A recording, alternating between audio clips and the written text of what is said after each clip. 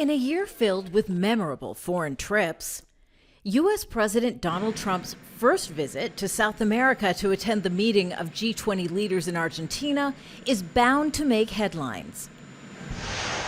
He canceled his last trip to South America in April as the U.S. was preparing to strike Syria. This time embroiled in trade disputes with Europe, Canada, and China, a border fight with Mexico, and a climate policy that is muddled at best. Trump will, just like the previous G20, be surrounded by leaders who have serious disagreements with him. He has several meetings planned, but his dinner with Chinese President Xi Jinping will be closely watched. We can't have trade that's meant for stupid people. Trump has railed against what he calls unfair trade practices by the Chinese and has slapped import tariffs on hundreds of billions of goods. He's threatened to significantly increase those tariffs next year. His meeting with Xi will be an attempt to cool tensions.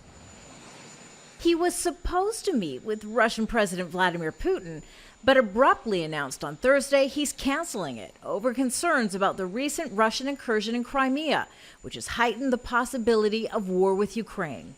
It will also be the first time Trump is in the same room as Saudi Arabia's Crown Prince Mohammed bin Salman since the death of Jamal Khashoggi. He's the Washington Post contributor who was murdered in the Saudi consulate in Istanbul last month.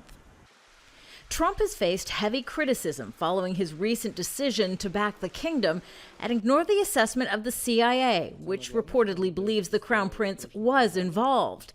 Still, there's no official meeting set up between Trump and the Crown Prince. I would have met with him, but we didn't set that one up. I'm meeting with President Xi, which is a very important meeting, having to do with trade. And as you know, I'm making about 3 or 4 meetings. We just didn't have time. One area of compromise for the G20 leaders could be on the issue of climate change. It was divisive the last time they met in Germany. But now a decision by the Trump administration to bury a report on the disastrous impacts of climate change could make agreement once again a tough sell. Kimberly, Halkett, Al Jazeera, Buenos Aires.